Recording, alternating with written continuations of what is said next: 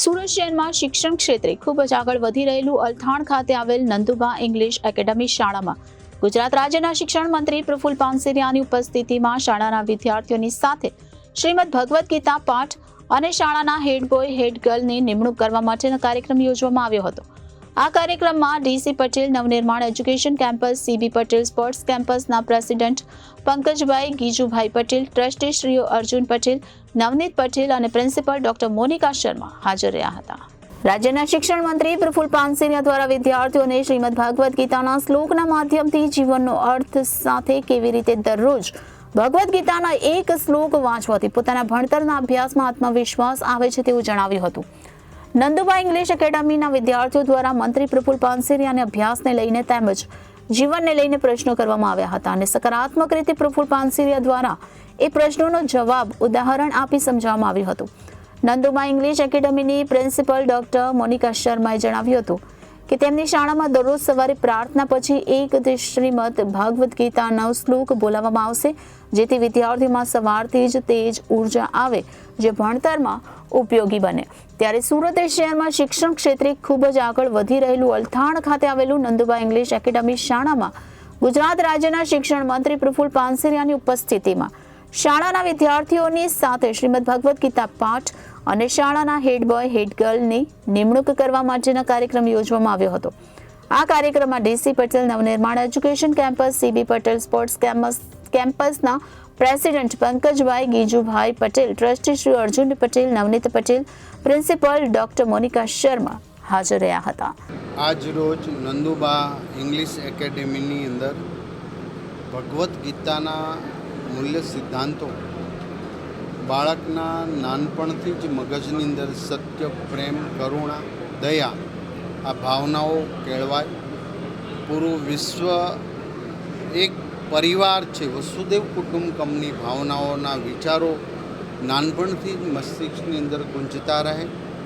બાળક જ્યારે યુવા અવસ્થામાં થાય છે ત્યારે કર્મ કરે જ્યાં ફળની આશા નહીં રાખ, આ સિદ્ધાંતો ગીતા શીખવે છે।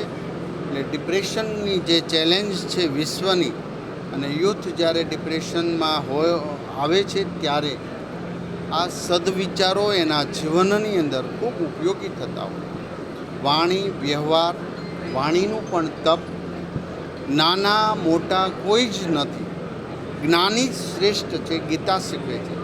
માટે દરેક ધર્મ, દરેક સંપ્રદાય, દરેક વ્યક્તિ આ પૃથ્વી પર સારી રીતે જીવી શકે, પરસ્પર પ્રેમનું આદાન પ્રદાન કરે, પૂરી પૃથ્વીને ખુશ વિચારોથી, પોઝિટિવ વિચારોથી ભરવા માટે ગીતાના વિચારો શ્રેષ્ઠ છે। જેમ આપણો યોગ વિશ્વમાં પહોંચ્યો છે, એમ આવનારા સમયની અંદર ગીતા એ દરેક વિશ્વના શાળાઓ, મહાશાળા અને લોકો સુધી પહોંચશે। એમને ઋષિમુનિઓના તપ અને ત્યાગના એ બલિદાનનું આ ફળ છે। જ્યારે આજે વિદ્યાર્થીઓ, બાળકો આટલી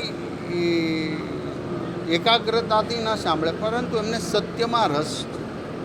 આ દુનિયા એક સત્યના બેઝ પર, સત્ય એ શ્રેષ્ઠ છે, કર્મ કર અને એનું ફળ મળશે, આ સિદ્ધાંતો છે। આ દુનિયામાં દરેક જગ્યાને, દરેક ખૂણામાં લાગુ પડે। આ પાઠ બાળકને રોજ એક શ્લોક એનું મર્મ સમજાવી બાળકને એની ખબર પડે કે ક્યારે હું શીખી રહ્યો છું, અને જ્યારે એનું 12મું ધોરણ પાસ કરશે ત્યાં સુધીમાં એને મૂલ્યનિષ્ઠતા અને સત્યતાના પાઠો શીખી ગયો હશે, અને એના દરેક જીવનની અંદર ડગલે ને પગલે આ વિચારો ઉપયોગમાં આવશે। આજે સાંપ્રત સમયની અંદર અફરાતફરી, યુદ્ધના, એકાબીજા દેશો પોતાના વર્ચસ્વ માટે યુદ્ધ, બીજાને ખત્મ કરવાની, પ્રકૃતિને હાનિ પહોંચાડીને પોતે સ્વાર્થી બની ગયા છે, ત્યારે આ જ વિચારો શ્રેષ્ઠ છે। એક માણસ બીજા માણસ ઉપર વાર કરી જ ન શકે। આ પૃથ્વી પર નાનામાં નાના સૂક્ષ્મ જીવને જીવવાનો હક છે, અને તેને પ્રોટેક્શન આપવું એ માનવ જાતિનું સામૂહિક એક પ્રયાસ છે। એ ગીતા શીખવે છે। આ ગીતા જ્યારે પ્રિન્સિપાલ, એમના ટ્રસ્ટીશ્રીએ અહીંયા જ્યારે પોઝિટિવ પ્રયાસ કર્યો છે એમને આ પ્રયાસને હું વંદન કરું છું, અભિનંદન આપું છું.